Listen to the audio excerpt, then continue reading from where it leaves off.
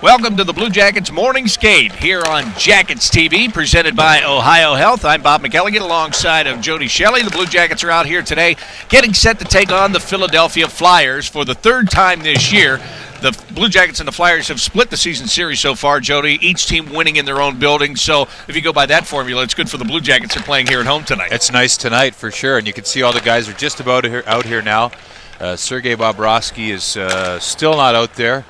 But you see Coach Todd Richards talking to Ryan Murray there. It's been going on now for a couple minutes, just going over stuff, little details. I mean, Ryan's playing a great game, but there's always stuff to work on, and that's what coaches do. They grab guys, whether it's a meeting on the ice, in the room.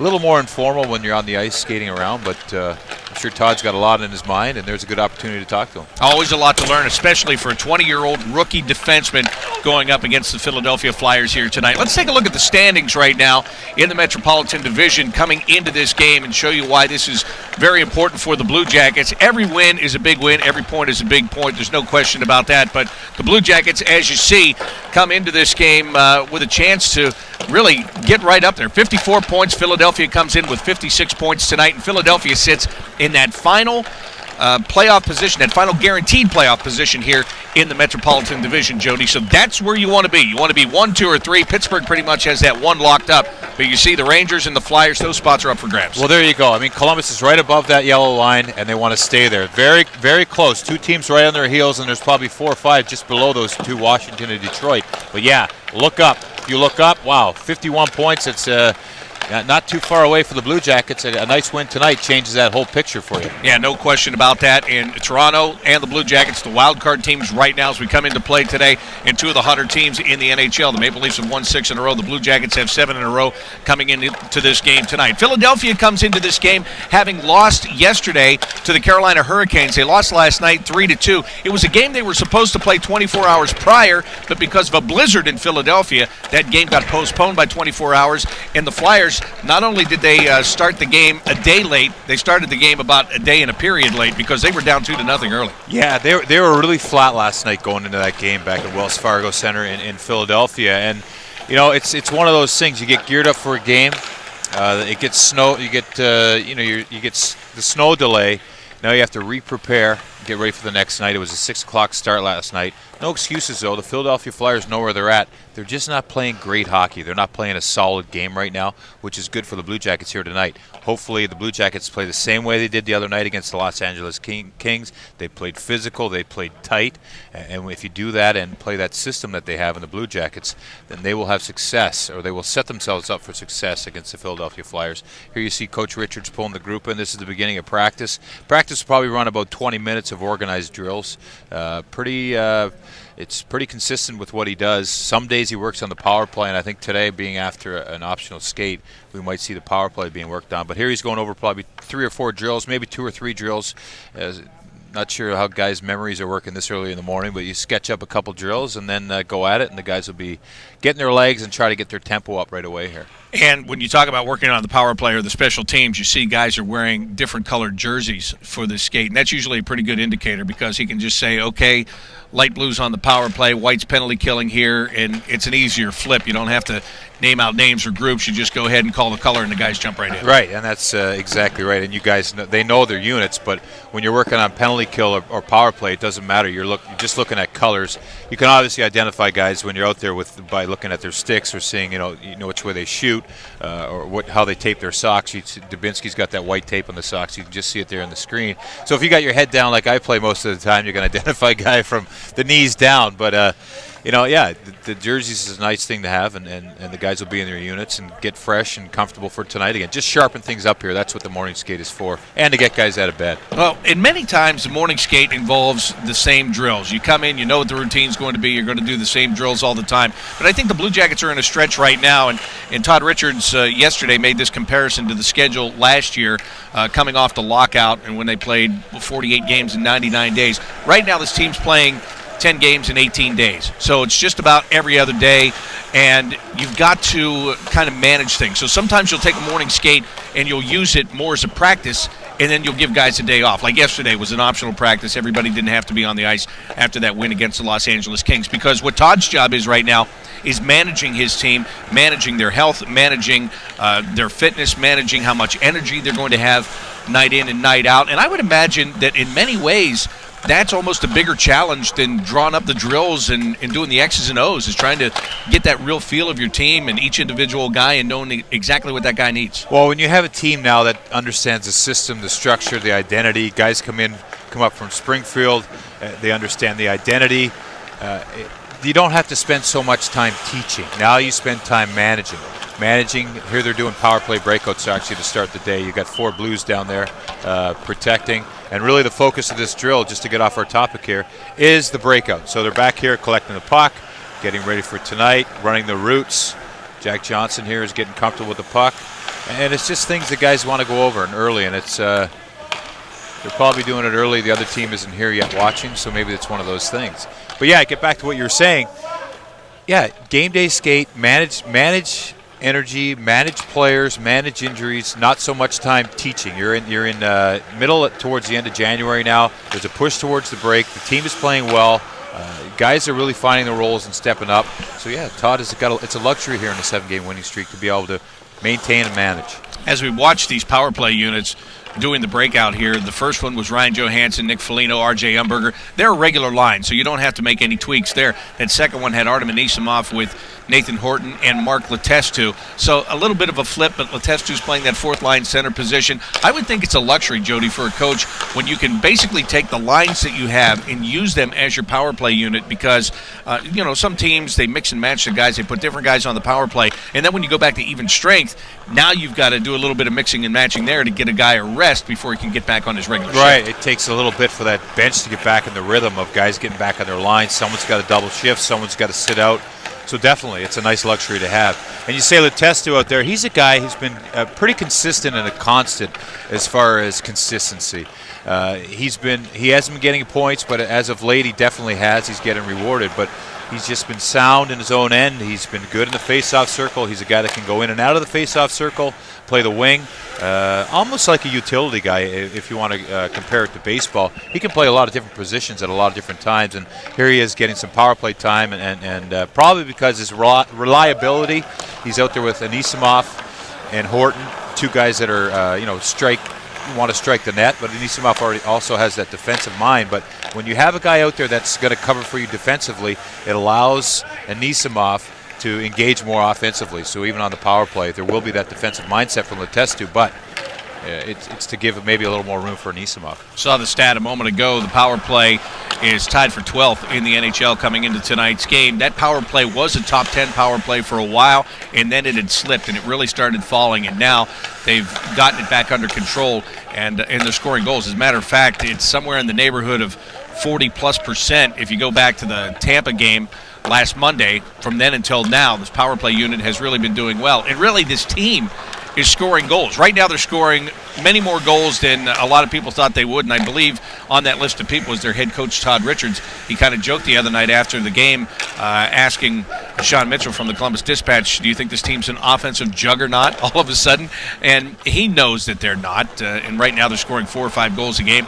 That's a great luxury. That allows for some mistakes that you might make defensively, but he also knows that this is still a team that's going to win games 2-1, 3-2. That's the way it's going to be. But I would think that while you have this offensive output and a lot of guys are finding the back of the net, that's giving a lot of people confidence, because these guys are scoring now, so they believe they can score, and that's never a bad thing. No, it's not, and it's something that it's you know what, they've won games on the power play, they've lost games because the power play hasn't worked, they've lost games because the penalty kill hasn't worked. Specialty teams is a very important thing, especially when the games and the standings get so tight. There's advantages that are going to occur throughout the game, and one of them is being on the power play. But if you get 5 advantages in the power play and you score no goals and you lose 2-1 at home, or on the, it doesn't matter where you lose, what are you going to focus on? The power play. Right. So now that it's actually turned up and it's ratcheted up quite a bit, it's definitely a luxury to have, and it's a confidence thing. When you know that you see the other team going to the penalty box, that power play unit that's on the bench, there's a little more excitement. It's not so much, I hope we score on this power play. It's more of, okay, there's a little more bounce in their step. They break out in a little more energetic and a little more structured way with confidence. Whip through the neutral zone. They have a nice little play where they drop the puck back and enter. And on that entry with confidence, then they can set up. And you got Ryan Johansen who's playing off. I mean, I don't know where the ceiling is for this guy. I don't know where the potential is. It's a glass ceiling. He's gone through it already. I mean, he's blown through it. He's a guy and when he gets in the zone with that puck, he can slow the play down. He's got that, he has a lot of attention on him, especially now, and he uses that very well. That attention that he gets from one or two guys that are killing the penalty opens up other guys in the ice. So there's a lot of different elements to the power play, but when it's clicking, it's a nice thing. Guys play more relaxed. I think another reason that the power play has really come to life here has a lot to do with James Wisniewski and his shot. And he's got a great shot. I mean, that's what he was signed for, to be that offensive defenseman, to give you that blast from the point on the power play. And right now, those shots are getting through. And sometimes finding the back of the net, but finding the goaltender and getting the rebound. The other night, he threw that puck down low, and R.J. Umberger just angled it from the top of the crease right up underneath the crossbar into the net. I think Wiz is really running this power play extremely well right now. Since they made the switch, Ryan Murray came off the point with him, and Jack Johnson went back with him, as it had been in the past. I think that's brought a lot of calmness there, and those two guys are working together so well. Yeah, and James Wisniewski, he hasn't been using that. He's got one of the best slap shots you'll see, and it's especially on a one-timer. He hasn't necessarily been using that shot at all. He's been more using his shot as a directional play. He's got his head up, and it seems like his priority is to get it past the first defender, which it should be. And then the effect of that is, the other night you saw it, he didn't even throw it on net. He hit R.J. Umberger back door. Heads-up play. It's one of those things that, yeah, if you just rely on that shot, sure, teams know he has that shot. Teams favor him on that shot, and he's used the fake on it very well. Sometimes he fakes it and makes a pass to a player that's open because that defender is trying to block it, will freeze. But here's what, he's played very effective. He's used his tools wisely and either shoot, pass off the goalie, or just make sure it gets low to keep the play alive. And I think that's been one of the things, well, now that he's back with Jack there, when he does fake that shot and he passes it back to the other point man, this is nothing against Ryan Murray, but as we said, he's still a rookie in the NHL, and maybe he's still trying to figure out, do I pass, do I shoot, do I have something here? Jack Johnson, he's got that experience where Wiz throws it over to him, and Jack, maybe he takes a shot if he has it, or he gets it right back to Wisniewski. So take a look at what James has done in the last 5 games here. 6 assists. That's really what you're talking about right there. When the numbers bear it, those 6 assists, he's doing a great job of setting guys up. And I think not only him, the back end. You look at those assists. Those assists are coming. I don't know how many of those are direct passes. I think a lot of them are either off a block shot, a broken play, or off the goalie. Off the goalie is actually assists. So if James takes a shot, it hits the goalie, and goes to Nick Foligno, that's an assist for James Wisniewski, and it's a definite reflection of him playing a heads-up hockey game from the point, which is the last line of defense. And as an offensive defenseman, he's thinking probably 50% defense, 50% offense when he has the puck. So he has to have that awareness of, hey, I have to get this past this guy, or I won't be able to skate and catch him. So there's an urgency, and he's really, I think he's blossomed here back to the James Wisniewski, or even more settled down and improved Wisniewski. I mean, he used to just be the booming shot and a little bit of quickness, but now he's got the smarts and almost like a calmness in a game. Might be a rub-off from Ryan Murray playing with him. That very well could be, as a matter of fact. Here they are talking on the boards. Yep. I mean, there's always little details guys can talk about, and I'm not sure if Ryan's asked him a question there, but it looked like James had a very stern answer for him. Well, and again, that pairing, those guys, and they play together at even strength, it has been very well. I think that's worked both ways extremely well. I think that Wisniewski has been that veteran guy to help Ryan Murray get himself settled in the NHL, and I think that Ryan Murray has been a good guy defensively, that if there's a miscue on the ice, he's been able to get back and cover up and help out, and just that pairing has worked really well. And I know I talked to Todd Richards about that before, and he said, well, coming into the season, the other two pairings we wanted to keep together, so it was almost as though, let's put Ryan with James and see how it works out. Well, you know what? Sometimes things work out great by accident, I guess, but this pairing's worked out extremely well. I'd say more often than not, things work out great by accident. It's an interesting thing, and you have two completely different personalities, guys in different parts of their career, But you know what? It's been a really nice fit for both, and I agree with you. I think that the way that Ryan Murray is a steady, he's always in a support position for Wisniewski, and I think James has a little bit of risk to his game sometimes, and I think having that steady back there maybe puts James can put himself in that position, but always have that out. I think it's a very good compliment for him, and I think for Ryan Murray to play with a veteran guy who's offensive minded, I think it gives Ryan that one dimension of his game that he just needs to be that solid outlet guy, that defensive player, and not worry about the offensive thing. And like we said earlier, James is a threat with that shot and has a lot of respect. Guys are going to favor that shot when he has it, and that'll give Ryan Murray some open ice. All right, let's go from the blue line up front here. There you look at Ryan Johansen getting set. Ryan Johansen getting his 19th goal of the year against the Los Angeles Kings the other night. It was a beautiful goal. We were talking about Ryan Murray. He threw a great pass through the neutral zone. He hit Ryan Johansen in stride, and Ryan just went in and beat Martin Jones on the shot, and that's been more times than not. When he's taking his shot, Jody, his shot has been borderline lethal in some games this year. Oh yeah, I mean that's just he's a dynamic player with sweet hands, and he's he brings a lot. He brings a lot to the team, and he's got 19 goals. He's a 19 goal scorer in the league. I mean that's pretty good for a guy. He's a restricted free agent this year, which we all know. But he's a guy that the team and the organization has always had big expectations with. A big guy with soft hands. You'd watch him and sometimes think there's more to this kid. Where is it? Where is it? Well, you're seeing it. And you're seeing it every shift he's on the ice. He controls the play when he has the puck. He's having a lot of fun out there, and his confidence, I don't think it could get much higher. But that's a good thing for the Blue Jackets. Yeah, no question about it. And when you were saying, where is it? Well, again, he's 21 years old now. So he was an 18-year-old guy that came in here.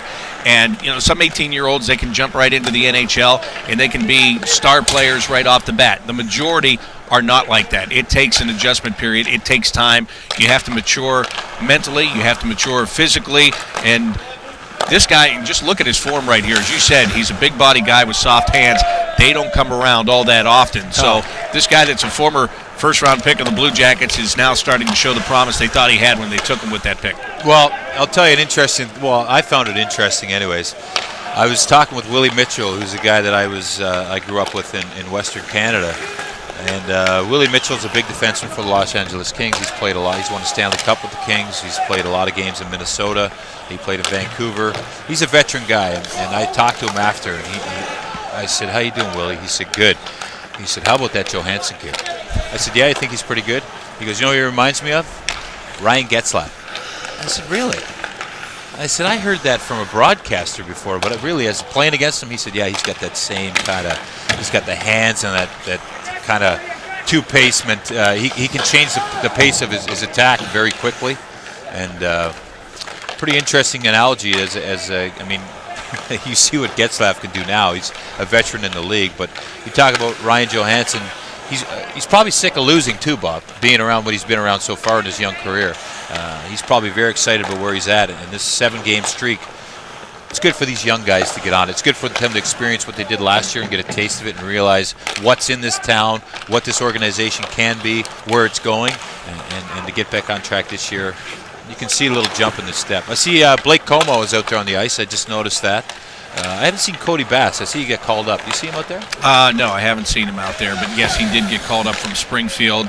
Jack Skilly went back down yesterday. Skilly finally coming off that injury. And Todd Richards said that they didn't want him. They didn't want him sitting around up here. They wanted him, of course, to play and get back into it. So they sent him down to Springfield to get back into not playing shape, but get back into that mindset, that game mindset, as a matter of fact. So since we're talking about scoops and then player changes, let's get Jeff Rimmer on here if he doesn't mind. Jeff is a source. Jeff's been here since probably 7 this morning. He's probably talked to, I know he's talked to Craig Berube from the Philadelphia Flyers. He was here the other day talking to, who were you talking to the other day? The coach, Daryl Sutter, for quite a while. Yep. So we were just talking. We see Blake Como out there. We don't see Cody Bass. I know he got called up. And Jack Skilly got sent down. We just talked about Ryan Murray, Ryan Johansen. But just you've watched a lot of these practices, and you know what's going on around the league. What do you think here this morning? What's the feel? Well, you mentioned Cody Bass being called up. I walked in the building with Cody this morning at 7:30, and I was, I get here early, and I was surprised Cody was here that early. Yeah. But, hey, it gives me an opportunity to talk to some of the guys when they come in. Ryan Johansen came in, talked to Ryan for a while. Nathan Horton came in, talked to Derek McKenzie, talked to Craig Berube for quite some time. But Cody Bass came in, flew in. I believe he came through Hartford to Baltimore to Columbus, and somewhere along the way his equipment's lost. So that's why he's not out here skating this morning. Really? Yeah. Oh, that's too bad. I mean, it's exciting to get called up, but when those details arise, boy, it's tough to watch. He took it in stride, though. He was laughing about it. I mean, what's he going to do? I got my equipment in the truck, back in my truck. I wonder if he wants to borrow that. Jody, those are big skates to fill. Big skates to fill. Big skates to fill. 10.5, Jeff. And, of course, Matt Calvert's not out here today. He blocked the shot off from what we saw from upstairs, was off the instep.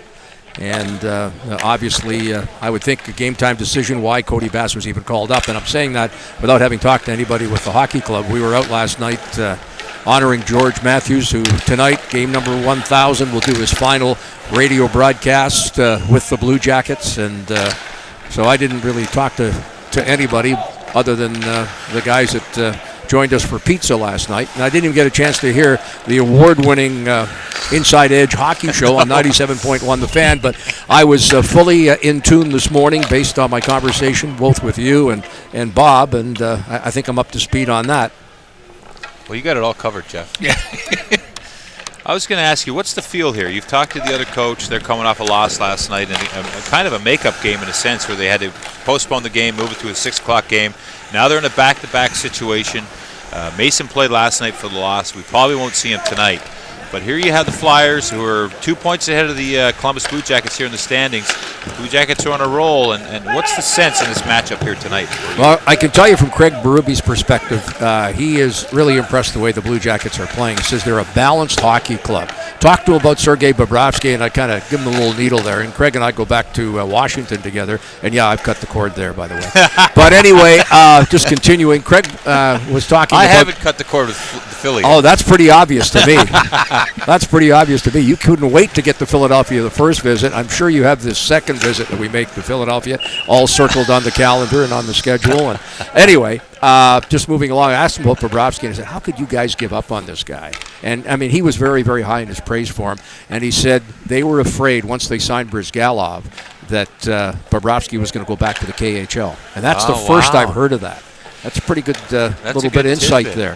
But he was very, very high on the praise of the Blue Jackets and the 4 balanced lines, and we're continuing to hear that from everybody around the National Hockey League. The other point that he made was that the Blue Jackets have 4 balanced lines, and we've seen evidence of that, Bob, in each and every game. I mean, there's a different hero every night.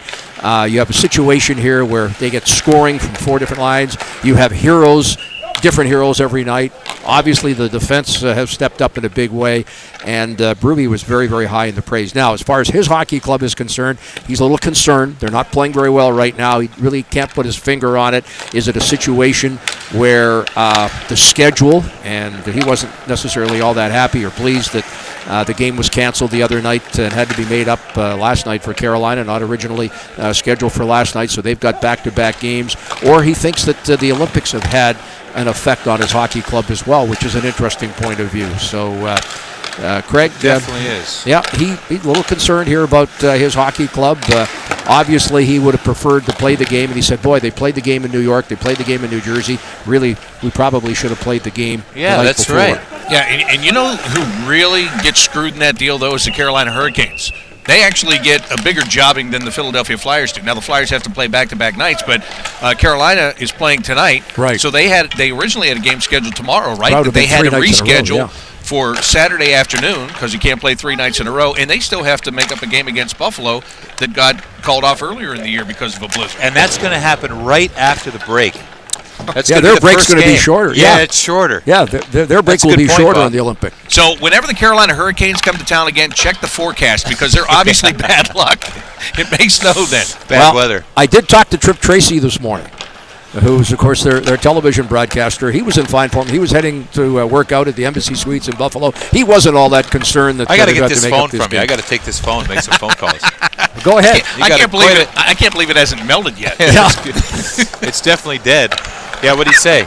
Well, he wasn't all that concerned about having to make up the game. He said the Flyers really weren't very Well, he good doesn't have last to night. play. I was thinking the same thing. Well, he's an ex-goaltender, though. Right. So he knows. Yeah, he knows. He knows a little bit about the game, and He's got a good pulse on the team. he's anxious to see us head to Carolina on Sunday. I had a dinner date scheduled with him Sunday night, but he kind of bailed on me. He's got some kind of investment meeting on You can Sunday come night. with me and Bob. I will. We did that last time in Carolina. Go for hot dogs. Yeah. Hey, as long as you pick a hot spot, I'm ready. Oh, great. Barbecue, right, Jeff? Going to Sure, Carolina. that'd be fine. Yeah. Barbecue, that's game day. Oh, there you see. Let's look at center ice here. Guys working on face-offs. And Jody, this is at the end of every morning skate here. Todd Richards comes out and he works with his guys on this. And they have a competition, so whoever loses gets to leave. So there's Lateste, who just took against McKenzie. He left. Now they're going to switch sides. Johansen wants to go on his backhand on this side. Derek McKenzie's got to go on his forehand. Or Derek McKenzie wins, so he stays. Johansen leaves. So Derek McKenzie, these are little details these guys work on. It's an art taking that face off. Speaking of art, there's Artie. Artem. That's well played, Jeff. But these guys work on these little things. If you look around the rink, there's guys working on their one-time shot. David Savard's down here getting passes from Ryan Murray. James Wisniewski's I think he's messing around in front of the net. But maybe this is for Bob. Bob likes taking those one-time shots where you couldn't pay me to stand in net and take one of those shots. And then in the other end down here, you got Dubinsky and some of the extra, not the extra, but the guys, the grittier guys, I guess you could say, Corey Trop, working on an entry where they drive the net, shoot the puck at the net. A guy takes the puck off the pads, and then they play the rebound. Yeah, there just you look different at, little details of the game. There's Bobrovsky taking those one-time shots that you were talking about just a moment ago. And is there a more competitive goaltender in morning skate than Sergei Bobrovsky? No. And I don't think there's a harder working goaltender at any time than Sergei Bobrovsky. I mean, think in time. And one of the great visuals that I have of Bobrovsky was last year. We were out in Anaheim, and he rode the bike for 20 minutes before the skate. Then after the skate, he took a good number of shots that morning, and he was starting that night. He was on the bike again for another 20 minutes. Isn't he something else? He's a machine. He's a machine. I asked him the other day, said, Sergei, how are you feeling? He said, good. I see you in shape. He said, yes. And I said, okay, just checking. I don't know what that means for him. It means he's locked in right now. It means we're out of shape. Or I am. I'm going to speak for myself. Maybe you do some kind of workout like that, Jeff. Yeah, every morning, and then a bowl of soup for lunch. I do neither of those things, so. You got to get on it. I know. I got to get with the program. There's no question about Soup, baby. But Sergei Bobrovsky, and Jody, what do you think for him going up against the Philadelphia Flyers and that whole former team thing? How much does that play in? That's very interesting, Bob. I think it plays in big time. This is a team that, Sergei went in and made it a competition. They could not pick a number one goalie till after the Winter Classic. He actually played the Winter Classic. And it was an interesting dynamic. They had signed Brizgalov to a 9-year deal. They locked him in. They were all in on him. But here comes Sergei, who made that a competition for the head coach, Peter Laviolette. And in the end, I thought they did Sergei a favor because he was such a good, hard-working kid, wanted to be a number one in the league, and they made the move here. And he's done nothing but blossom and really solidify this organization in a direction that they wanted to go. Beautiful pickup by the Columbus Blue Jackets. And I think you always have that in you because he came over from Russia. He was a Flyer. He was all in. His parents, his wife, everybody was on the Philadelphia Flyers. They were making new friends, putting down roots, and then it didn't work out. So I think once you go through that, when they're in town tonight in his building, he's going to have the crease and. Not that he needs or has another level, but I think there's just a little more attention to detail. Speaking of 51 million reasons why Bobrovsky wasn't kept in Philadelphia. Well, you could have cut me off and said that. That's I could have really done that quicker. And they're still paying that to the guy that's now playing in Edmonton. Isn't that the truth? I wanted to ask you, Jeff, when you talked with too. Craig Berube, did you get any sense as to who he's going to start in between the pipes tonight? I purposely didn't ask him. I didn't. Classy move. Yeah, Craig's a friend, and I mean, he volunteered some stuff, but I wasn't going to ask him about a starting goaltender. I know that there was some sensitivity when we went into Philadelphia, and of course it was back-to-back games. The first time back in December, and there was the thought that they wouldn't start him here. I doubt very much if we'll see Mason tonight, but maybe Mason's going to stand up and say, "Hey, I want to start and get it out of my system already and play against the Blue Jackets." And hey, your question's a great question here for Jody on the extra motivation facing your former team. I've got to think that would be motivation for Mason if he in fact started against the Blue Jackets tonight. So I'll tell you, if I was coaching or if I was managing, I'd insist my coach played him and have Mason play tonight. Why not? Get it out of the system. Yeah, right? No, I agree. I think we're all on the same page with that. And, it will be interesting because of the way it shapes up now with the back-to-backs. And then Steve lost last night. Maybe they want to turn to Ray Emery today. Although Ray Emery played in this building earlier this year, and he didn't fare very well. Right. So yeah, well, they got to. We may even see Steve Mason some point tonight. That would be a good move. I did ask Berube about something that you'd be interested in because this was your comment way back when we went to the broadcasters meetings prior to the start of the season in New York, and you went out with Nashville defenseman Shea Weber among other players, including all your Philadelphia buddies because you had to cut the cord by then. Of course, still haven't cut the cord. But anyway, as we move along here, you went out and got a chance to meet Weber, and you came back and told me what a classy person he was. And at that time, and I don't think we're telling any tales out of school, he was a little concerned that perhaps he was going to be traded by Nashville. He signed that big ticket, and of course, he had originally signed the offer sheet with the Philadelphia Flyers. And I asked Berube this morning, I said, are you guys going to get Weber? Because now Nashville's made a trade here yesterday, picking up Del Zotto, another one of your buddies from your cord that still extends to New York. Now, if you're going to talk about buddies, we could do another show on that. Well, yeah, we could do that. Yeah, we don't have enough time for that. We don't have enough time for that. But anyway, I asked him about Weber, and I said, you guys still trying to get Weber?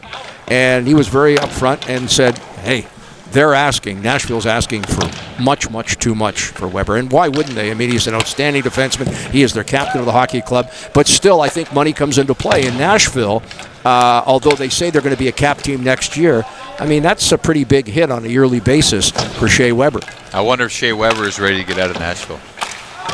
You wonder? That's all interesting, too. And the Predators are in such a tough situation there, too, because that after Ryan Suter left, that's what they have. I mean, that's what they have left is Shea Weber to hang their hat on, especially especially without Pekka Rinne playing. Exactly. So now everything is magnified because they've struggled in goals so much this year. They've never had a talented, really upfront guy that's been a superstar scorer. So they've always looked toward the back end, and I think that's why they're asking so much, right? Because when you move that guy, you've got to get something significant. But as you said, Jeff, maybe those demands come down as time goes on. But, man, to think of the Nashville Predators without Shea Weber is a very interesting thought because what would they have? What do you hang your hat on? I'll tell you who they're asking for, and this isn't coming from Berube, but I mean, we could sit here and figure out who they're asking for. And the two players are, ironically enough, one is the former property of the Blue Jackets and Jake Voracek. The other one was used with a Blue Jacket pick in the Carter trade. Couturier. So that's the kind of players that Nashville is looking for in a possible trade. And if I'm the Philadelphia Flyers, I don't make that trade. I either. do. You do? Yeah. You think Weber's that good? I love him. And I think you're looking at I think the defensive core of the Blue Jackets or of the Flyers is struggling right now. I think that's their kind of weakness. You'd have to throw in one of their defensemen, I think. Maybe the Mazzaros or someone that has they have to take some money back. But I just think he's not very old. He's a guy that's he's a great defenseman. A natural fit for every Olympic team. He's that horse. He's the Rob Blake, the guys that have been the solids for Team Canada. I don't know. You just build around your goalie, but when you don't have a Bobrovsky or a Vezina Trophy winning goalie, load up the D. Well, let me ask you this, Jody. Sorry, Jeff, but you were there when Chris Pronger was there. Yeah, I was just going to say. How much different is that? Because Shea Weber is a Chris Pronger. Yeah, there you go. That's the name I was looking for. They haven't been the same since he left. That's what they're missing, and they can find scoring. They have Claude Giroux. He makes players better. They have Scott Hartnell, who's kind of finding his way now. He's hit 17 points in his last 17 games. They have young guys, Matt Reed, Wayne Simmons. I think they got a lot of good stuff up front, but Boy, to have Shea Weber and that leadership. Should we call Homer? He's here. I think he's here. We'll try to find him. See if we can make that happen. Make that deal. But that's not good for Columbus. So no, we don't want to see that deal. Keep it on the down low. Let's not say anything. They're not going to make the deal before 7 o'clock tonight, guys. Well, no, but still, push here. Hey, again, as Ruby said this morning, things are so tight. I mean, these games are important. We don't want. Who knows what's going to happen here as we leave the Olympic break and get into the heart of the March schedule in early April. Yes. Are we going to do Todd now? Todd Richards is coming off the ice. I believe we're going to get him in just a second here to thanks, Jeff. This has been fun. Tonight's game. Thank you, Jeffrey. Appreciate it, buddy. Jody? Class act. Okay. Thanks for the scoops. Anytime. All right. Anytime. And cut the cord. Had to get it in there one more time. So the Blue Jackets, again, wrapping it up. And this is the routine. Some guys start to leave the ice. Other guys will stay out on the ice, work on some further things here as you get the look at the entire rink here and see some guys skating around and working on individual things. If there's anybody, normally at this time, anybody that's not going to play tonight is out there for extra work. And I believe, do we have Todd Richards ready to go with us right now? I'm here. All right, Todd, thank you very much for doing this. We appreciate it very much. No Matt Calvert out there today. Can you give us a little bit of insight as to what the status is on him? He came out and skated prior to us going out on the ice just to test his lower body injury out, and I believe he'll be in the lineup tonight. He was more maintenance, keep him off the ice so he doesn't aggravate it and make it worse. Hey Todd, Jody here. With this winning, is it harder as a coach now with some of these meetings that you're having? I remember when we were in San Jose, we had a lot of wins, but your warts don't show in the wins sometimes. How is that for you to keep this kind of ship where you want it to go? That's a great question. The meetings are easier. It's easier to coach when you're winning. You can do a lot more things with the players. I think the players, you got their attention more as a coach. They're more bought into the program and what you're trying to do. But you still have to coach. And you are about, sometimes wins hide the warts. But as a coach, I think you still have to show them the warts. Yeah, that's right. And you have to continually try to get better, and that's what we're trying to do right now. So, the ball's rolling here. We've done some good things, and the results are there. We're getting the results that we want, but our game isn't to the level that it needs to be at yet. And as a coach, you're always striving for perfection. You're never going to get it, but I think you continually strive for it. Todd, you've got the Philadelphia Flyers here tonight. Third time you're meeting them this year. They did play last night and then came in after the game, but they lost that game last night. So how hungry do you expect them to be this evening? I think they're going to be an angry, hungry group coming out of the game last night. I thought it was, and listening to the quotes after the game, they weren't happy with the way they started the game. I watched the game. You got to give a lot of credit to Carolina and how they played. I thought they played a fast game and were very aggressive on Philadelphia and were able to neutralize, I think, Philadelphia's aggressiveness and how they want to play the game. So I think we're going to get an angry, motivated group. And again, as I told the players the other day, with winning, you really make yourselves targets to other teams. And I think Philadelphia is coming in with a little chip on their shoulder that they want to be the team to knock us off this winning streak. Would you be happy if your team just came out and played pretty much the same game it played against LA the other night? I think we can be better than how we played against LA. LA played a good team. They're a well-structured team, and they check really well, and they're big and they're fast. But I still think it was a slow start. Penalties hurt us early on, where we had to penalty kill, and I think we couldn't get all four lines into the game early. And then it's hard. And then it took a little bit of time. Once we got everyone going, I think we were much better. But I think we can go better than that. And this is going to be a huge game tonight. I know both teams are looking at it. That's what we're looking at. Todd, thank you very much. We appreciate you doing this. All right, my pleasure, guys. Head coach Todd Richards of the Blue Jackets as the morning skate is wrapping up here at Nationwide Arena. Jody, for the guys that are still out there right now, what's the mindset here? And I'm sure you stayed out there a lot and you worked on a lot of different things. Is this just fun time or is this still serious mode here? No, this is serious. I mean, there's a little fun involved. There's details to work on. You see Artem Anisimov just went off the ice. Just before he left, he was working on some edge work. You just want to feel really, really good before you get off the ice. There's the next time you're going to be on the ice is pregame skate, warm up, And during warm-up, you're really just kind of cruising around out there, you're in game mode. You've had your last meeting for the evening. You're just focusing on, just moving around out there and enjoying the music and watching the building fill up. At least I did. But no, there's different things, and you'll see rookies stay on the ice a little longer. So you got Boone Jenner, Ryan Murray, David Savard is not a rookie. Dalton Prout won't be playing tonight. It seems like Todd Richards spoke with him for quite a while. And when you get that, he's going to be out there working on his game and probably doing some extra skating here. Nikitin is working on some things, and who's in front? Mark Letestu, who's working on tips. And you have to wait a while to be able to work on the deflections in front of the net, because you got to get the goalie out of the. You got to get the goalie off the ice. Bobrovsky's off the ice. You have Curtis McElligott at the other end working with Blake Como, who's working on some quickness with the goalie. He's been out for a while. Letestu had to wait for the goalie to get out of the net and some players to get out of the way. Now he's working on his tips. There's just different little things that you have to kind of wait for things to clear out, some space out there to do. And I think at the end of every practice you'll see most teams work on this on pregame skate. And that's a guy in front trying to work on hand-eye coordination. Yeah, and right now that is Boone Jenner that is standing in front of the net and trying to tip those shots that are coming from the point, coming from Nikitin and Dalton Prout right now. We're going to get some player interviews to bring to you before we wrap up on this Blue Jackets morning skate today. So as we get the cameras into the dressing room, we'll get a couple of players and talk to them about this big matchup tonight. Jeff Rimmer mentioned it is the 1,000th game in franchise history this evening. So, it's a big night here at Nationwide Arena, and I believe we're ready to go down to the dressing room here. And here's Ryan Johansen.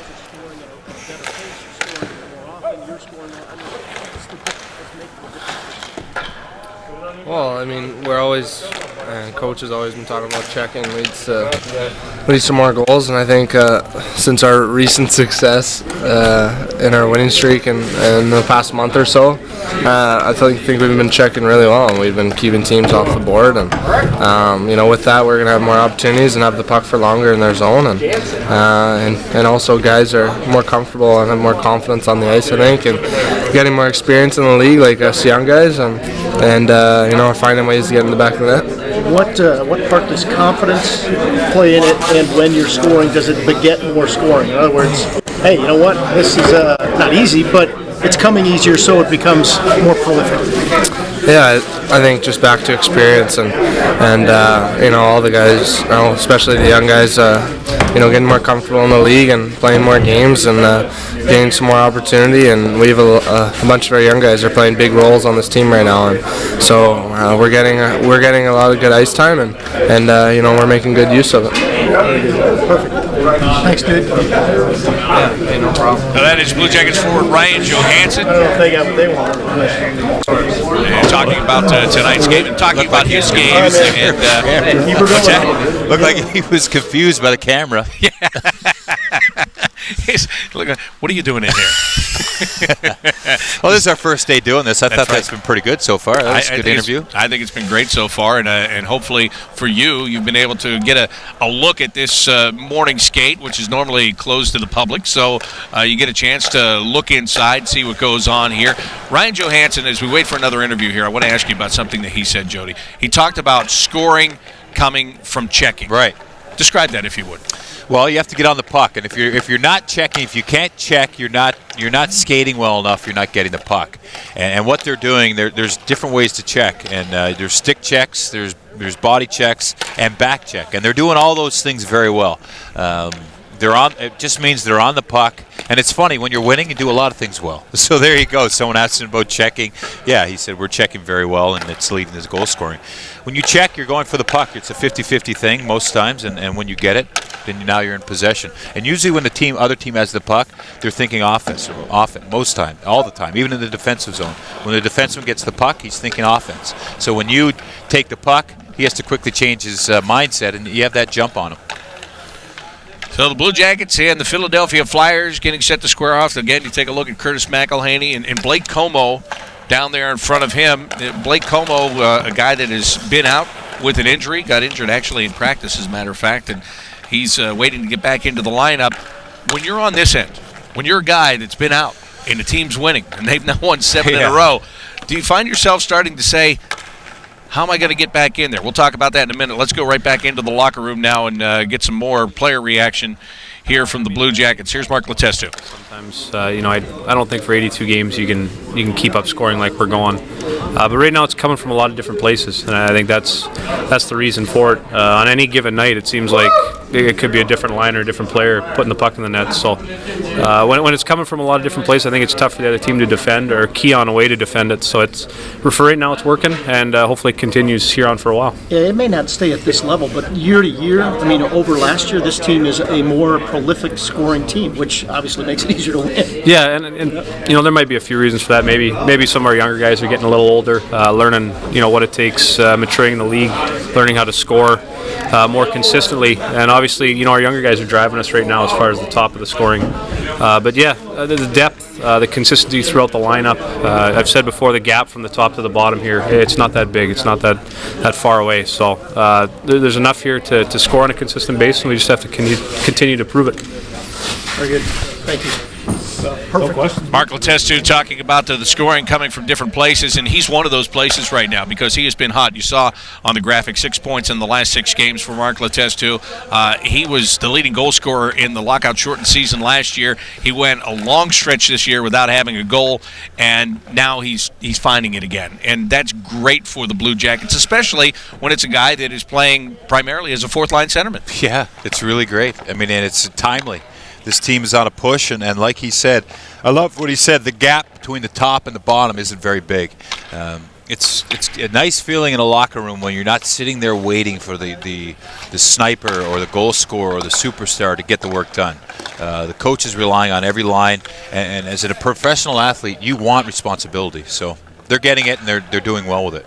All right, so the morning skate coming to a close here at Nationwide Arena tonight. It is the Blue Jackets taking on the Philadelphia Flyers. It is the 1,000th game in franchise history that will be played here tonight. It's a 7 o'clock start. The gates will open at 6 o'clock. We hope you come out and join us here at Nationwide Arena for what is going to be a battle in the Metropolitan Division. And, Jody, once again, the Blue Jackets have a chance to close the gap and try to get up into that number 3 spot in the division. I know the playoffs are still a long ways away, but this is where you want to be battling. You want to be battling at the top, looking for that guaranteed playoff spot. Yeah, and you want to be battling a team who you are 2 points behind in the standings. A major push here. This is a 4-point game for the Columbus Blue Jackets. This does damage to the Philadelphia Flyers and puts them ahead of them or with them in that race. So this is the matchup you want, especially after you've just won 7 in a row. Right, there it is again. The Blue Jackets right above the yellow line. That is the wild card position there. They hold that second wild card spot right now, but there's Philadelphia sitting up there with 56 points, and right in front of them, hey, let's not take the New York Rangers out of the focus too. Keep right going, there. keep going. Look at Montreal Canadiens. Keep stepping it up. That's the mentality. Look up, don't look back. This is the way the Blue Jackets have to approach this. The teams behind them now are looking at the Blue Jackets to catch. They're the point of that's the number they're trying to get to, is at 49. Blue Jackets got to jump ahead and get a distance so that they'll be up where the Philadelphia Flyers will be, hopefully by the end of the night. All right, that's what's at stake tonight. Blue Jackets and the Philadelphia Flyers. Thank you for joining us for the Blue Jackets morning skate here today. For Jody Shelley, I'm Bob McElligott, and this is Jackets TV, presented by Ohio Health.